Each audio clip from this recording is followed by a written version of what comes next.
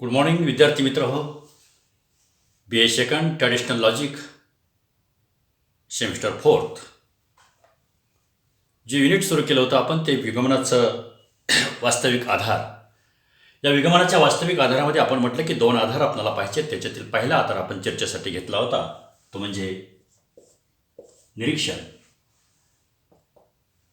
निरीक्षण हा एक विगमनाचा वास्तविक आधार आहे. निरीक्षणापासून संशोधनाला प्रारंभ करता येतो. निरीक्षण हे शास्त्रीय स्वरूपाचं निरीक्षण असायला पाहिजे. निरीक्षण हे पूर्ण अवधानानं शास्त्रीय स्वरूप त्यास कसं प्राप्त होतं याचीही आपण चर्चा केलेली आहे. निरीक्षणाची वैशिष्ट्ये पाहत असताना आपण वैशिष्ट्ये पाहिली की निरीक्षण ही संकीर्ण अशी प्रक्रिया आहे, सहेतुक अशी प्रक्रिया आहे, निवडक अशी प्रक्रिया आहे, मानसिक अशी प्रक्रिया आहे. निरीक्षण पूर्वानुभवावर आधारलेलं आहे. निरीक्षण हे विवरणाने पूर्ण होतं, तर निरीक्षणामध्ये शास्त्रीय उपकरणांची मदत घ्यावी लागते. ही 7 निरीक्षणाची वैशिष्ट्ये आपण पाहिली. या निरीक्षणाच्या वास्तविक आधाराबरोबरच दुसरा एक वास्तविक आधार आपण या ठिकाणी चर्चेसाठी घेणार आहोत. तो वास्तविक आधार म्हणजे प्रयोग, एक्सपेरिमेंट. याला आपण ऑब्झर्वेशन असं म्हटलं. ऑब्झर्व टू कीप असा अर्थ घेऊन आपण निरीक्षणाची व्याख्या केली की निसर्गातील घटना ज्यावेळेस घडत असतात त्यावेळेस संशोधकाच्या मनामध्ये जो विशिष्ट प्रकारचा हेतू आहे त्या हेतूनं नियोजनबद्ध आणि पद्धतशीर केलेलं जे अवलोकन असेल त्याला निरीक्षण असं आपण म्हटलेलं आहे. तशीच आपल्याला या प्रयोग या संकल्पनेची व्याख्या पाहावी लागेल आणि त्याची वैशिष्ट्ये पाहावी लागतील किंवा व्याख्येचे स्वरूप आपण म्हणूयात. प्रयोग म्हणजे काय? What is experiment? मित्रांनो, सुरुवातीलाच आपण हे स्पष्ट केलेलं आहे की प्रयोग हा एक विगमनाचा वास्तविक आधार आहे. प्रयोगाचे डेफिनेशन्स करत असताना जे काही निसर्गामध्ये वातावरण आहे त्या वातावरणामध्ये थोडासा आपण बदल करावयाचा म्हटलं की त्याला प्रयोग म्हटलं जातं. पहा, निसर्गामध्ये जे काही वातावरण आहे त्या वातावरणामध्ये बदल करून आपणाला हवी तशी परिस्थिती घडवून आणाव्याचं म्हटलं तर त्यास प्रयोग असं म्हटलं जातं. म्हणजे कृत्रिम स्वरूपामध्ये घटना तयार करणं, थोडक्यात आपण असं म्हणूयात की कृत्रिम स्वरूपामध्ये घटना तयार करणं म्हणजे प्रयोग होय. फ्रान्सिस बेकन विज्ञानाचा जनक असं त्याला म्हटलं जातं. याने एक व्याख्या केलेली आहे, अगदी सोपी व्याख्या आहे. तो असं म्हणतो की निसर्गाला प्रश्न विचारणे, पहा, निसर्गाला प्रश्न विचारणे म्हणजे प्रयोग होय. आपणाला समजेल या स्वरूपामध्ये आणखी आपण एक व्याख्या करूयात आणि ती व्याख्या वुल्फ या संशोधकांनी केलेली आहे. तो असं म्हणतो की नियंत्रित स्वरूपाचं जे काही वातावरण आहे त्या वातावरणात आपण निरीक्षण करणं. पहा, नियंत्रित स्वरूपाचं जे काही वातावरण आहे त्या वातावरणाचं निरीक्षण करणे म्हणजेच प्रयोग होय असं वुल्फ असं म्हणतो. तसं पाहिलं तर या तिन्ही व्याख्या अगदी एकाच अर्थाच्या आहेत. म्हणजे कृत्रिम घटना तयार करणं ही पहिली व्याख्या आपण केली. म्हणजे कृत्रिम घटना तयार करणं म्हणजे काय की निसर्गामध्ये जशा काही घटना घडत असतात तशा प्रकारच्या घटना माणूस किंवा संशोधक तयार करू शकतो. याचाच अर्थ कृत्रिम स्वरूपाच्या घटना तयार करणं म्हणजेच प्रयोग होय. त्या घटना प्रयोगानं आपल्याला तयार करता येतात आणि त्याची ती डेफिनेशन्स होऊन जाते. फ्रान्सिस बेकन काय म्हणतो की निसर्गाला प्रश्न विचारणे म्हणजेच प्रयोग होय. आणि वुल्फ असं म्हणतो, मी संशोधकांची नावं लिहितो, फ्रान्सिस बेकन विज्ञानाचा जनक असं म्हटलं जातं. आणि दुसऱ्या संशोधकाचं नाव आहे वुल्फ. नियंत्रित वातावरणाचं निरीक्षण करणं म्हणजे आपण स्वतःहून फॉर एक्झाम्पल पहा की माणसाला आता सध्याचे दिवस जे आहेत ते दिवस फार तापमान आहे, 40च्या पुढे तापमान आहे. आपल्या सोलापूरमध्ये तर फार 42पर्यंत जातं तापमान. उन्हाळ्याचे दिवस आहेत, आपण घरामध्ये बसलेलो आहोत, खिडक्या पूर्ण बंद आहोत, घामाच्या धारा लागलेल्या आहेत, जीवाचे उलघाल होते. सहजच मनामध्ये येतं जे वातावरण आता खोलीमधील आहे ते आपण बदलायचं. काय बदल करतो आपण? दरवाजा उघडतो आणि दरवाजाच्या समोरची खिडकी उघडतो. खोलीतलं असणारं जे काय वातावरण जे होतं त्या वातावरणामध्ये आपण बदल केला आणि हा बदल केल्यामुळे आपल्याला असा अनुभव आला की दरवाजातून येणारी हवा खिडकीतून गेली आणि आतली गरम हवा त्या खिडकीतून बाहेर ज्यावेळेस जात असते त्यावेळेस आपल्याला बरं वाटतं, घामाच्या धारा थांबतात, श्वास घ्यायला सुद्धा आपल्याला आराम वाटतो आणि आपल्याला मानसिकदृष्ट्या बरं वाटणं म्हणजेच केलेली कृती ही आपल्या फायद्याची आहे. प्रयोग आपण करतो म्हणजे माणसाला आवश्यक असणाऱ्या ज्या काही गोष्टी आहेत त्या गोष्टी प्रयोगानं आपल्याला स्वीकारता येतात. अनावश्यक गोष्टी बाजूला टाकता येतात. जे काही योग्य आहे ते योग्य आपल्याला स्वीकारता येतं, अयोग्य जे आहे ते बाजूला आपल्याला टाकता येतं. जे काही चांगलं आहे त्याची निवड आपल्याला करता येते आणि जे नको आहे त्याचं आपल्याला निराकरण करता येतं प्रयोगाच्या स्वरूपामध्ये. मित्र, प्रयोगाची वैशिष्ट्य ज्यावेळेस आपण पाहतो त्यावेळेस त्या प्रयोगाची वैशिष्ट्याच्या संदर्भामध्ये काय करतो आपण, तर प्रयोगामध्ये आपल्याला साधनसामुग्रीची जमवाजमव करावी लागते. कारण प्रयोग कशाचा करायचा डेफिनेशन्स आपल्याला करता आली पाहिजे. प्रयोगाच्या आधी जी आपण कन्सेप्ट पाहिली ती निरीक्षण हे महत्त्वाचं आहे. कारण कोणताही प्रयोग करत असताना प्रयोगाची मुळातच सुरुवात निरीक्षणापासून होते आणि प्रयोगाची सुरुवात निरीक्षणापासून ज्यावेळेस होते त्यावेळेस त्या ठिकाणी प्रयोग करत असताना सहज निरीक्षण कुचकामी ठरतं.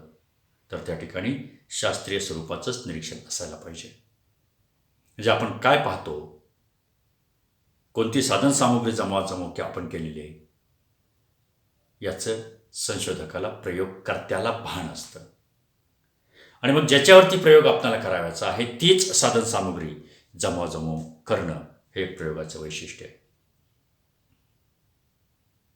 नियंत्रण राखणं त्याच्यावरती, जो प्रयोग आपल्याला करायचा आहे त्याच्यावरती नियंत्रण राखणं यालाही महत्त्व आहे. हे प्रयोगाचं वैशिष्ट्य आहे. प्रयोगकर्ता सामान्य बुद्धीचा असून चालत नाही. प्रयोगकर्त्याकडं मर्मदृष्टी असावी लागते, प्रखर बुद्धिमत्ता असावी लागते, जिद्द असावी लागते आणि जबरदस्त चिकाटी असावी लागते. हे सगळे गुण ज्यावेळेस एकत्रित येत असतात त्याच वेळेस प्रयोगकर्ता प्रयोग करू शकेल. आणि महत्त्वाचं हे वैशिष्ट्य आपल्या सर्वांना माहिती असायला पाहिजे की प्रयोगकर्ता सक्षम असायला पाहिजे. याचाच अर्थ ज्या घटनेवरती आपल्याला प्रयोग करायचा आहे, ज्या संकल्पनेच्या संदर्भामध्ये आपल्याला प्रयोग करायचा आहे त्या संदर्भामध्ये प्रयोगकर्त्याला सगळी माहिती असायला पाहिजे. याचाच अर्थ फरकामध्ये आपण पाहणारच आहोत. प्रयोग जो असतो अत्यंत महत्त्वाचं वैशिष्ट्य, प्रयोग जो असतो तो प्रयोग पूर्वनियोजित असतो. आकस्मिकपणे प्रयोगाला सुरुवात करता येत नाही. आकस्मिकपणे आपण निसर्गातील घटना पाहू शकतो परंतु आकस्मिकपणे प्रयोगाला आपल्याला सुरुवात करता येत नाही. इथं आपल्याला फरक दिसतो.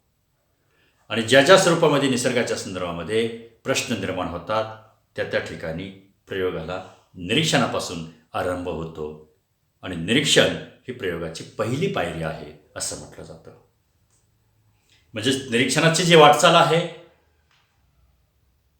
निसर्गातील घटनांचा अर्थ स्पष्ट करणं, तशीच प्रयोगाची ही वाटचाल आहे. की निसर्गातील घडलेल्या घटनांचं स्पष्टीकरण करणं. निसर्गामध्ये ज्या काही घटना घडत असतात तशाच प्रकारच्या घटना प्रयोगानं घडवून आणू शकतो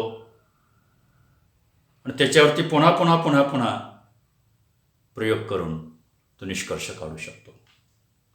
म्हणजेच निरीक्षणाची वाटचाल सामान्याकडे आहे, प्रयोगाची सुद्धा वाटचाल सामान्याकडे आहे. दोघांच्यामध्ये प्रकाराचा फरक आहे, नसून तो प्रमाणाचा फरक आहे. तर निरीक्षणामध्ये गुणवैशिष्ट्य म्हणजे गुण वर्णन आपण त्याचं करू शकतो घटनेचं, परंतु प्रयोगामध्ये आपण प्रमाण निश्चित करू शकतो, गुण निश्चित करू शकतो. या दोन्ही गोष्टी प्रयोगामध्ये आपल्याला पाहता येतील. आणि म्हणून प्रयोगानं निरीक्षणापेक्षा सत्य स्वरूप आपणाला स्पष्ट करता येईल. निरीक्षणामध्ये कधीकधी संभाव्य स्वरूपाचं सत्य येऊ शकेल, त्याच्यामध्ये असणारे दोष राहतील, परंतु प्रयोगामधले असणारे जे दोष आहेत, कारण प्रयोग हा आपल्या हातात असतो, संशोधकाच्या हातामध्ये, मनामध्ये असतो. तो एकदा केला, निष्कर्ष आला नाही म्हणून पुन्हा प्रयोग करता येत नाही असं नाही. तर प्रयोग हा प्रयोगशाळेमध्ये पुन्हा पुन्हा पुन्हा पुन्हा करता येतो आणि जो निष्कर्ष आहे तो निष्कर्ष आपल्याला मिळवता येतो. ओढून ताणून कधीही निष्कर्ष निष्पन्न करता येत नाही. जो निष्कर्ष प्रमाणाच्या स्वरूपामध्ये प्रयोगानं निष्पन्न होईल तोच निष्कर्ष सामान्यीकरणापर्यंत जातो आणि त्याच सामान्यीकरणाचा नियम होतो. म्हणून जेवढं महत्त्वाचं निरीक्षण आहे तेवढंच महत्त्वाचा प्रयोग आहे. कारण निरीक्षणाच्या आश्रयानं प्रयोग आपणाला करता येतो. निरीक्षण ही व्यापक स्वरूपाची संकल्पना आहे, कारण प्रयोग हा मर्यादित आहे. निरीक्षण कुठंही आणि कधीही करता येतं, पण प्रयोग हा फक्त प्रयोगशाळेमध्येच करता येतो. मर्यादित स्वरूप आहे त्याचं. प्रयोगाची सुरुवात करायची असेल तर निरीक्षणाचाच आधार घ्यावा लागतो आणि प्रयोगाचा शेवट होईपर्यंत निरीक्षणाचाच आधार घ्यावा लागतो. म्हणजे आपलं पूर्ण अवधान प्रयोगाच्या संदर्भामध्ये असावं लागतं. निरीक्षणामध्ये प्रयोग येत नाही आणि म्हणून निरीक्षणाच्या पुढची जी काही पायरी आहे ती प्रयोगाची पायरी आहे. आणि म्हणून सुरुवात निरीक्षणानं आणि शेवट निरीक्षणानं ज्यामध्ये होतो ते प्रयोगाची कन्सेप्ट आपल्याला या ठिकाणी पाहता येईल ती या स्वरूपामध्ये. म्हणजेच प्रयोग अगदी मर्यादित असला तरीसुद्धा ज्या ज्या विषयामध्ये, ज्या ज्या संकल्पनांच्या संदर्भामध्ये जी जी संकीर्णता आहे प्रयोगानं आपणाला निष्पन्न करता येते. प्रत्येक घटनेचा उलगडा प्रयोगानं करता येईल. निरीक्षणानं जे शक्य होत नाही ते प्रयोगानं आपणाला शक्य करता येतं, शक्य होतं. बरीचशी उदाहरणं आपणाला देता येतील. आणि म्हणून संशोधक ज्यावेळेस प्रयोग करत असतो, प्रयोगकर्ता ज्यावेळेस प्रयोग करत असतो त्यावेळेस त्याची प्रखर बुद्धिमत्ता, पूर्ण अवधान या गोष्टींना महत्त्व असतं. कारण निष्कर्ष मिळत नाही म्हणून प्रयत्न सोडून चालत नाहीत आणि संशोधक प्रयत्नशीलच राहतो जोपर्यंत निष्कर्ष मिळत नाही तोपर्यंत. वेगवेगळे हायपोथेसिस त्या ठिकाणी तो करत असतो, त्याची प्रचिती घेत असतो, सिद्धताने सामान्यीकरण करत असतो आणि मग तो स्पष्टीकरणापर्यंत जात असतो. स्पष्टीकरण एकदा प्रयोग झाला म्हणून लगेच स्पष्टीकरण झालं असं नाही. मित्रहो, कोरोनाच्या संदर्भामध्ये आपल्याला माहिती आहे की चायनामध्ये, वुहानमध्ये पहिला रुग्ण सापडला. चायनानंतर पुन्हा आपल्याकडं गेली वर्ष झालं कोरोनाचे पेशंट्स सापडत आहेत. आणि आज आपण जर तसं पाहिलं तर देशामध्ये जवळजवळ 3 लाखापर्यंत आणि आपल्या महाराष्ट्रामध्ये जवळजवळ रोज 50,000 कोविड पेशंट सापडत आहेत. गेले 1 वर्षभर जगासमोर प्रश्न होता की या कोविडच्या संदर्भामध्ये उपाय काय. मित्रहो, प्रत्येक प्रयोगशाळेमध्ये, जगातील सगळ्याच प्रयोगशाळांमधून संशोधन सुरू झालं, प्रयोग करण्यात आले आणि प्रयोग करण्यात आल्यानंतर त्याच्यावरती लस निर्माण केली. आपल्याकडंच सिरमनं आणि भारत यांनी प्रायोजक मला वाटते यांनी कोविशिल्ड आणि कोवॅक्सिन, रशियामध्ये स्पुटनिक या स्वरूपाची लसीची निर्मिती करण्यात आलेली आहे. आता ही लस घेतल्यानंतर माणसाला कोरोना होत नाही याच्यावरती प्रयोग केले, पण पूर्णतः कोरोना होत नाही असंही नाही, पण आपण सुरक्षित राहतो म्हणून प्रत्येकानं लस घेतली पाहिजे. कोविशिल्ड असू द्यात, कोवॅक्सिन असू द्यात किंवा स्पुटनिक असू द्यात, जिथं जिथं अवेलेबल ज्या प्रायमरी हेल्थ सेंटरला ही लस होईल त्या ठिकाणी जाऊन आपण लस घ्यावी. कारण प्रयोगानं हे सिद्ध झालेलं आहे की लस घेतल्यानंतर किमान त्या माणसाला मृत्यू तरी येत नाही. आज आपण पाहतो कितीतरी लोक कोविडनं मृत्युमुखी पडत आहेत. हजारो लाखो लोक जगातील मृत्युमुखी पडलेले आहेत. आणि मग तेवढी सुरक्षितता या प्रयोगानं, या संशोधनातून निर्माण झालेली आहे. कितीतरी रोग अगदी पूर्वीपासून आपण जर पाहिलं तर माणसाला झालेले होते. त्या प्रत्येकावरती उपाय शोधून काढलेला आहे. तो कशातून? तर प्रयोगातून. एकदा प्रयोग केला, कितीतरी अहोरात्र शास्त्रज्ञ प्रयत्न करत होते, संशोधन करत होते आणि त्याच्यातून मग या लशीची निर्मिती केलेली आहे. आणि म्हणून प्रयोग जो हा आहे तो प्रयोग, त्याचे काय फायदे आहेत, प्रयोगाचे काय तोटे आहेत, त्या पुढच्या संकल्पनेमध्ये आपण पाहूयात. इथं आज फक्त आपण जी प्रयोगाची व्याख्या आणि प्रयोगाची जी वैशिष्ट्ये आपण पाहिलेली आहेत याच मुद्द्यांच्यावरती लक्ष आपण द्यायचं. की निसर्गाला प्रश्न करणं हा फ्रान्सिस बेकनसारखा तर्कशास्त्रज्ञ संशोधक म्हणतो.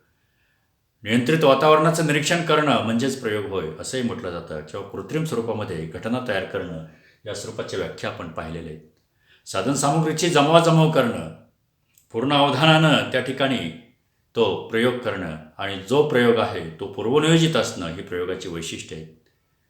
एवढ्याच काही मुद्द्यांच्यावरती आपण आज चर्चा केलेली आहे. यावरतीच आपण लक्ष केंद्रित करावं. आज आपण या ठिकाणी थांबतोय. पुढच्या व्हिडिओमध्ये नवीन संकल्पना आपण पाहूया. धन्यवाद.